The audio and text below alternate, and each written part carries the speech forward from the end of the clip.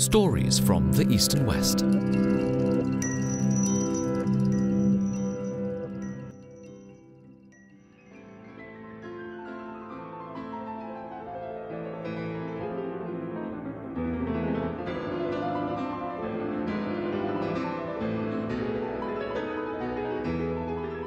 It's October 1980, and the 10th Chopin Competition is going into its final stage. The jury is about to announce the finalists, namely a few pianists who managed to make it through 3 rounds and beat almost 150 other participants.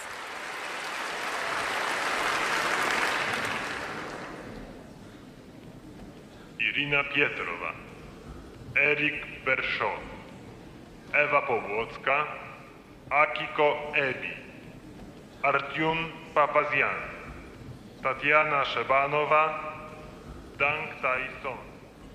This announcement is followed by dead silence, and then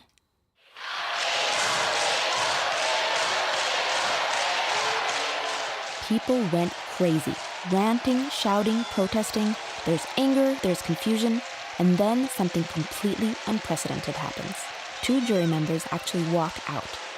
They don't just storm out of the room, they actually leave the country almost immediately.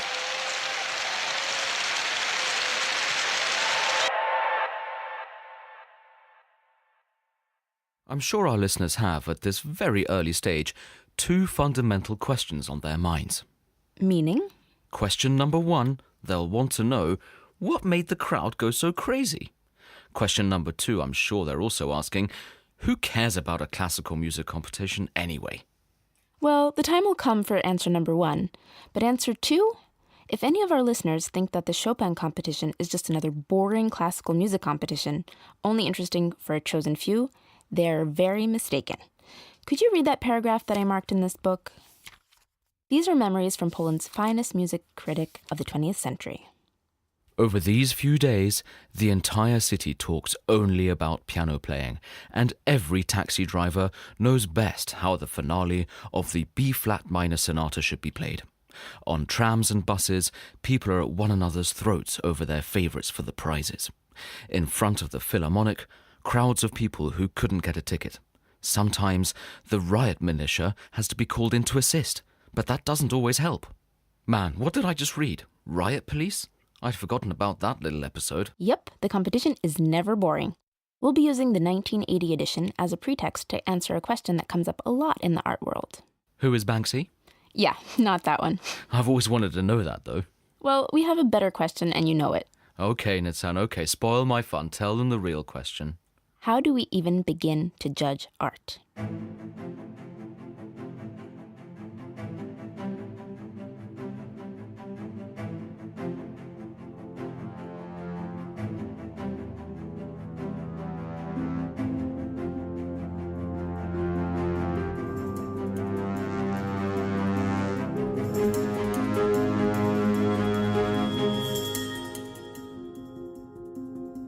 So, the International Frédéric Chopin Competition, it began in the 1920s and takes place every 5 years, growing bigger with every edition. It started as a relatively local competition with only 24 participants and turned into the huge international media event it is now. Believe it or not, but over 450 young pianists applied to take part in the last edition in 2015. Does victory in the Chopin competition guarantee a musical career? Nothing guarantees it, but it gives you the very best possible chance, I think, that's available in the world today. And when comparing it to other competitions, It's been often said that more of its first prize winners have had significant international careers than any other single major competition. that was Garrick Olson, a world-renowned pianist who happened to win the Chopin competition himself in 1970. Okay, so the competition is broadcast worldwide and followed by millions around the world, but it also plays a very special role in Poland's culture. Do you know what percentage of the country followed the last edition? I'm not quite sure, actually. It was actually 39% of the country. 39%? You gotta be kidding me. That's around how many people voted in the last Polish presidential election. Yes, for Poles, the competition is like the Super Bowl. Almost everybody gets involved, even if they don't actually listen to classical music on a regular basis. Part of it's thanks to Chopin's music itself. Olson again. Very few composers are as popular as Chopin in the whole world. I mean, even if people don't know classical music not at all, they'll like Chopin instantly. Somehow, I like, even people who say they don't like classical music say, but Chopin, he's wonderful. There's something so incredibly direct and appealing about him. And it's not just the music. Everybody has a horse in this race, and they get really emotional supporting their favorites. Yeah, there's definitely a sports-like vibe to it. People are so serious and concerned about their opinions. The audience likes it, the audience likes to attend a competition, to find their own winner and then to match it with the results. And it is sort of a sport in that way. That was Angela Hewitt, another extremely successful pianist. The sports comparison is really accurate. You could probably make a lot of money selling jerseys with the finalists' names on them. No, I'm sure you could. I'd like to have one of those, actually, with, name and, maybe a big fat piano on the front. Yeah, okay, I think we should get into business on that one. Well, anyway, that's the background of our story. A huge competition, Chopin's music, emotions, tension, stress, media. And it has to be said, in 1980 it was already big. I mean, you had correspondents and television channels from all over the world. But the 1980 competition was different from the previous editions because from a very early stage, one competitor, let's say he stood out. A lot. And in many ways. First of all, he looked different. Played different. And behaved quite differently. His name was Ivo Pogorelić, and he represented Yugoslavia. After the first round, when he'd already managed to draw everybody's attention, and the conference room was full of journalists, he announced, I have come here to carry out a kind of mission, namely that of modernizing Chopin's style. Whoa. That's a pretty bold statement, given the jury was full of some of the greatest pianists at that time. He was just some 21-year-old kid from the Moscow Conservatory. What's that all about? True. Ivo Pogorelić's middle name should be Controversy, even though he doesn't think he's controversial at all. This is an excerpt from an interview in 1999. Nonetheless, you have deliberately courted controversy since the beginning. In 1980, at the age of 21. I beg your pardon? 1981, 80, you were 21, you... Could you please repeat deliberately courted? In what way? Well, I mean, at the famous Chopin Piano Competition incident. What was there to deserve such words that I have done? Okay, and how about his look? Same interview. Well, you did dress unusually in that Not at all. contest, This no? is something that was reported absolutely out of the blue. As if. The competitor dress code was very formal at that time. Long dark dresses, black ties, all of that, Meanwhile, Pogorelić wore bouffant shirts and tight pants, a velvet ribbon instead of a tie. He did things that were unheard of in the elegant world of classical music. He chewed gum all the time while he was on stage, during interviews.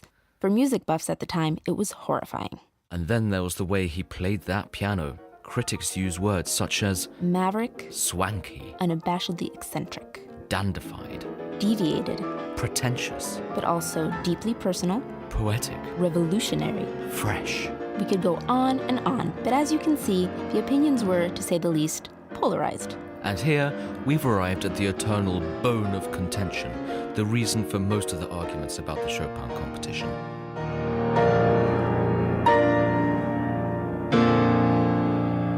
Should Chopin's music be played in the closest possible way to its traditional interpretation? Using scientific research to discover the way Chopin wanted his music to be played? Or should every performer interpret it according to their own ideas and personality?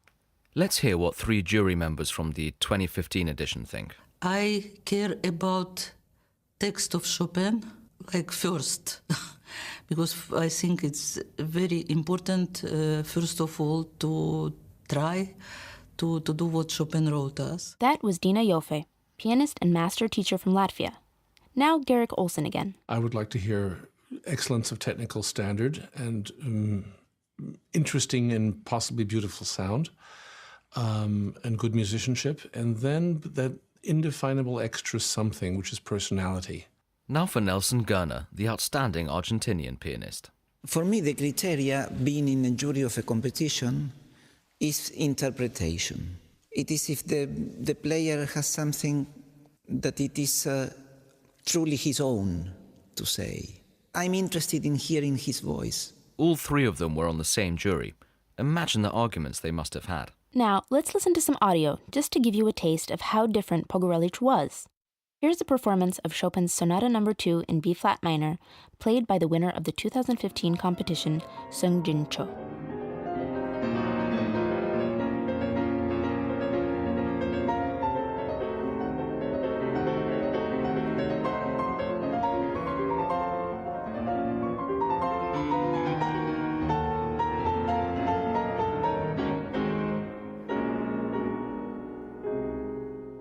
It's a very emotional composition, but he plays it with great elegance, refined reserve, clearly and perfectly. Now listen to how Pogorelić interpreted it.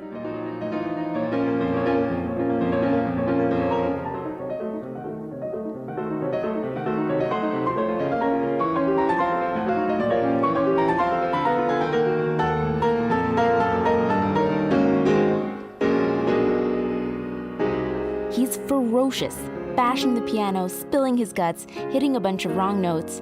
Famous critic Dorota Schwarzman wrote that he played in a demonic manner, with his paws twisted like Dracula's claws.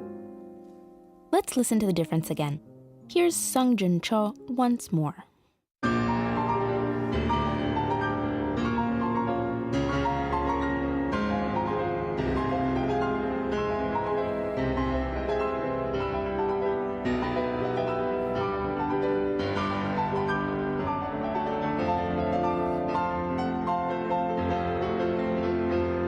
And Ivo Pogorelić again.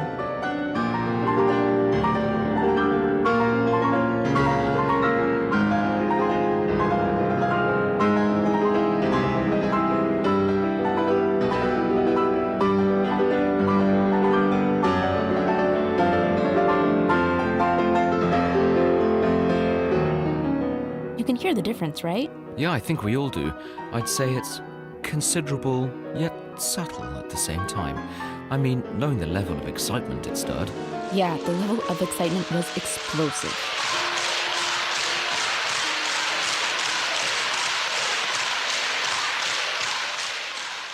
I must say that I was really fascinated when he played. But for me, he was just everything I wanted to be as a pianist at that time, and especially with his look. Well, he was beautiful, in my opinion, also. And he played. I was really fascinated. That was Paweł Kamiński, another brilliant pianist and mentor who was in his 20s when he was in the audience of the 1980 edition. He had something which we can call, a charisma. Okay, so he really fascinated the audience by his personality. I can't say it. It is something which exists, but which is very difficult to define. Back to the story. Not everybody was impressed, however. To say the least. However, despite the controversy, Pogorelić made it into the second round. Then the third, the one before the finale. But then...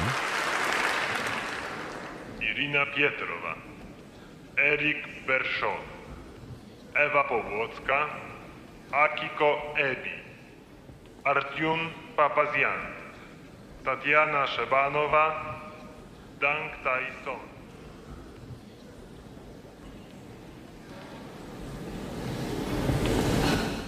Ivo Pogorelić, the undisputable star of the competition, wasn't admitted to the finals.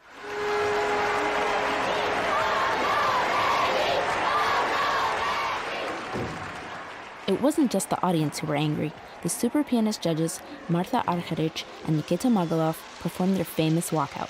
What's worse, Martha gave an on-the-spot interview and stated that the fact that Pogorelić was denied a chance to play in the finale brings down the prestige of the competition in a horrible way. Wow, that's another bold statement from this competition. Ivo himself went as far as saying, I was not admitted to the finals. That is a different consideration altogether, but had nothing to do with my dresses. It had to do with the decision of the department of the Ministry of Culture of Soviet Union, which is the famous, notorious department for international competitions, and it had to do with the premeditated decision which was arrived at approximately 1 year before the competition in Warsaw took place, for which we all knew who the winner would be. Yikes, did he really believe the competition was rigged? Surprisingly, he doesn't mention this conspiracy theory when he talks to the Polish press. That's very true. In fact, I actually interviewed him back in 2009, and he said he has no hard feelings about the competition. Well, we'll come back to that later. So obviously, the competition continued just without Pogorelić, Argerich, or Magalov. In the end, it was won by Dang Tai Son, an extremely modest Vietnamese pianist with only 3 years of formal musical education, at the same conservatory as Pogorelić, in fact. Was he really that inexperienced? Yes. This was his first major competition, and he'd never even played with an orchestra before the competition finals. In fact, he had a really interesting backstory. He was taught solely by his mother on an old piano somewhere in the Vietnamese mountains, a place where his family lived, trying to stay away from the war. He would often practice by candlelight because the electricity supply would cut out all the time. It was the absolute opposite of everything Ivo was, and in the end, he managed to win the hearts of the jury along with the first prize.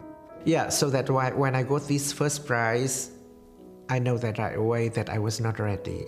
I'm not ready for many things. So the best way for me at that time is go back to the school and catch up on the lost year that I in the past. That's the sound of Dang Tai Son reflecting on his victory 35 years ago. And actually, it's really at that time I was really very fragile, and because everything is new for me, and I have no experience and no maturity, so I have a really very difficult time at that time. And at that time, I even think if I could get second prize, maybe I would be more happy.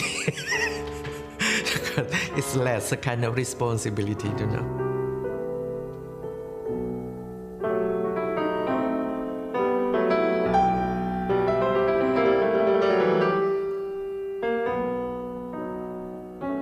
You might think that's where the story ends, but that was only the beginning.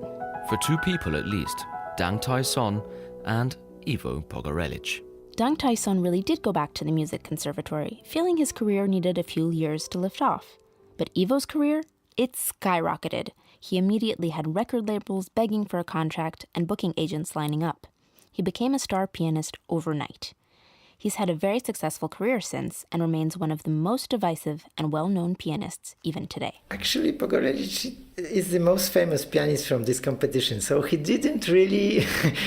he didn't lose this competition, actually. So he lost, but he actually won? Well, pretty much. Yeah? Yeah. So, can we say that the jury did a terrible job then? I mean, after all, they basically didn't recognize a talent that would eventually charm the world. They were judging someone very original, using conventional, conservative criteria, and, to put it bluntly, it simply backfired. Well, you know, the Chopin competition isn't a talent show. It's not their job to predict who has commercial potential and who doesn't. Maybe we should ask another question. Can we judge someone's interpretation of a piece of art? Can that judgment be objective? If the judgments aren't objective, do music competitions even make sense? I don't think a juror can be objective. No. Unfortunately not. Because we are all human beings. And we have all, I would say, we have all worked a lifelong period of time in music. Nelson Gerner, self-reflecting there. So we tend to have ideas that are very defined about a piece of music. Maybe too much, you know? We tend to have a construction in our in our minds of how we would like to hear a certain piece. And this is the danger.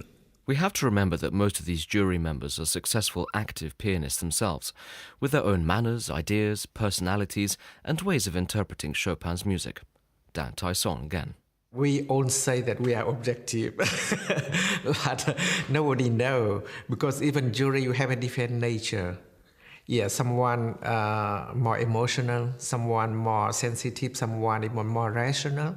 Even jury, we are different. But Paweł Kamiński revealed the most appalling thing to us. I know that there was some research made about how even the professionals... The experiment Paweł was talking about worked like this. A professional jury was supposed to listen to 7 performances of the same composition played by 7 different pianists.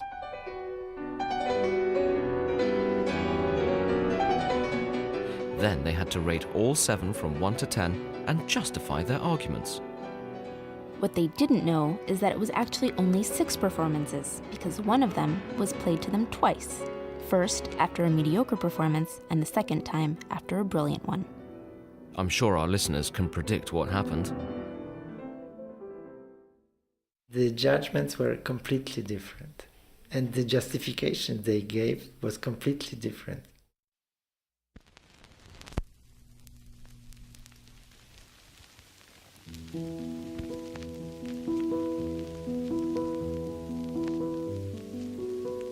So, summing up, there are competitions where subjective judges judge people's artistry on the basis of totally vague criteria, such as what a composer who died way before the invention of sound recording might have meant and thought.